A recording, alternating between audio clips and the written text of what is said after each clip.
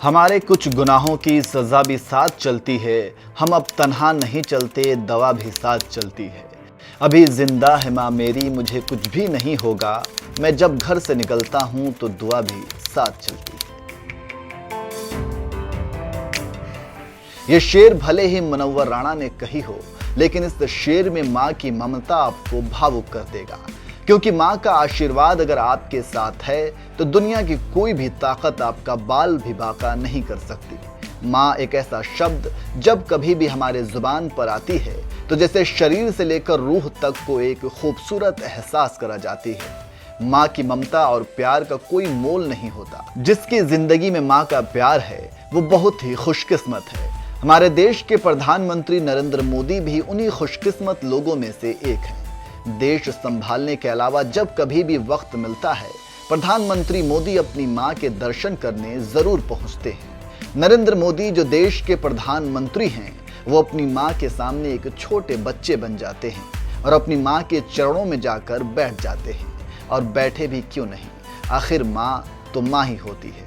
अब जब हम छोटे थे तो हमारा गुजारा करने के लिए अड़ोस पड़ोस के घरों में बर्तन साफ करना, पानी भरना, मजदूरी करना।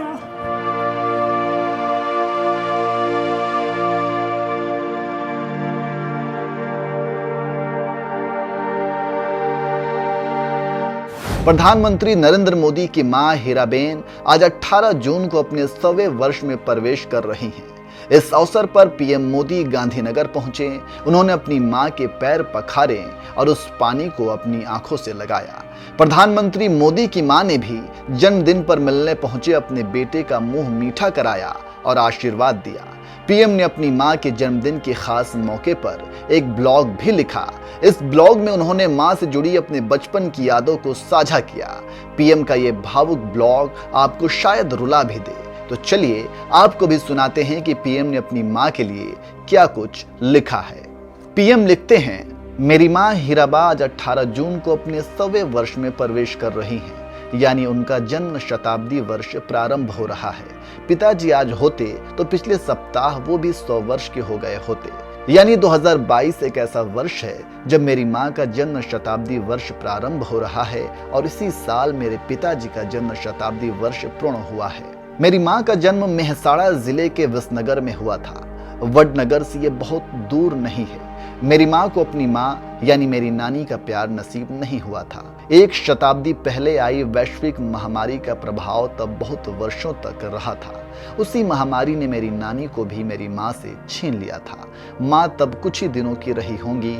उन्हें मेरी नानी का चेहरा, उनकी गोद कुछ भी याद नहीं है। आप सोचिए, मेरी माँ का बचपन माँ के बिना ही बीता। वो अपनी माँ से जिद नहीं कर पाई, उनके आंचल में सिर नहीं छिपा पाई। माँ को अक्षर ज्ञान भी नसीब नहीं हुआ। उन्होंने स्कूल का दरवाजा भी नहीं देखा। उन्होंने देखी तो सिर्फ गरीबी और घर में हर तरफ अभाव।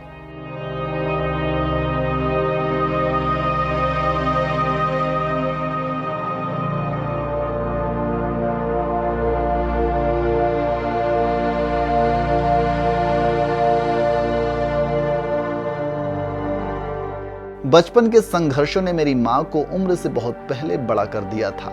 वो अपने परिवार में सबसे बड़ी थी और जब शादी हुई तो भी सबसे बड़ी बहू बनी। बचपन में जिस तरह वो अपने घर में सभी की चिंता करती थी, सभी का ध्यान रखती थी, सारे कामकाज की जिम्मेदारी उठाती थी, वैसे ही जिम्मेदारियां उन्हें ससुराल में भी उठानी पड़ी। इन जिम्मेदारियों के बीच, इन परेशानियों के बीच माँ हमेशा शांत मन से हर स्थिति में परिवार को संभाले रही। वडनगर के जिस घर में हम लोग रहा करते थे वो बहुत ही छोटा था। उस घर में कोई खिड़की नहीं थी, कोई बाथरूम नहीं था, कोई शौचालय भी नहीं था।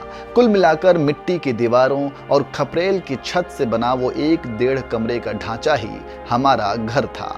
उसी में माँ, पिताजी, हम सब भाई बहन रहा करते थे। उस छोटे से घर में माँ को खाना बनाने में कुछ सहूलियत रहे, इसलिए पिताजी ने घर में बांस की फट्टी और लकड़ी के पटरों की मदद से एक मचान जैसी बनवा दी थी। वही मचान हमारे घर की रसोई थी। माँ उसी पर चढ़कर खाना बनाया करती थी और हम लोग उसी पर बैठकर खाना खाया करते थे। घर चलाने के लिए 2-4 पैसे ज्यादा मिल जाएं, इसके लिए माँ दूसरों के घर के बर्तन भी मांजा करती थी। समय निकालकर चरखा भी चलाया करती थी, क्योंकि उससे भी कुछ पैसे जुट जाते थे।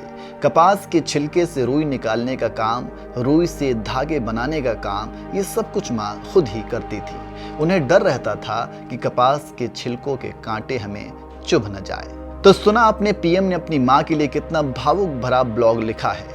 जिस माँ ने इतनी तकलीफ सहकर और जिम्मेदारियों को निभाकर अपने बच्चों को पाला हो, तो उसका बेटा प्रधानमंत्री नरेंद्र मोदी जैसा बेटा ही होगा।